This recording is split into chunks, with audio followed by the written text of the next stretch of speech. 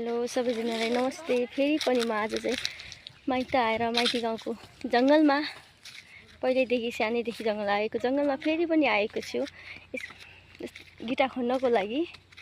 हामी चाहिँ देख्न सक्नुहुन्छ मेरो भदैनी चाहिँ यसरी गिटा खनिरहेकी छ। अरु देख्न सक्नुहुन्छ यसरी खन्नुपर्छ गिटा। अनि गिटा चाहिँ हामीले रातिर पनि बनाएर चाहिँ राखिसकेका छौँ। हामीले देख्न सक्नुहुन्छ यता पनि कट्ठामा चाहिँ भरेर हामीले गिटा राखेका छौँ। म चाहिँ आज माइती गाउँमा आएर गिटा खनेर पकाएर खाने विचार गरिरहेको छु। देख्न सक्नुहुन्छ दिदीहरू चाहिँ उतातिर रुखमा देख्न सक्नुहुन्छ त्यो ठुलो रुखमा चढिरहेका छन्। त्यहाँ चाहिँ घाँस काट्नको लागि। अरू हामी चाहिँ यतातिर गिटा खन्न लागिरहेका छौँ। हामी चाहिँ गिटा सँगसँगै घाँस पनि काट्न आएका छौँ। देख्न सक्नुहुन्छ घाँस यहाँ छ।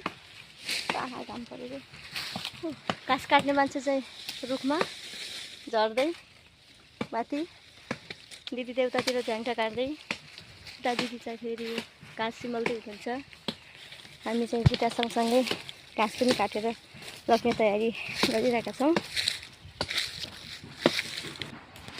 दिदी चाहिँ झ्याङ्टा काट्दै हुनुहुन्छ।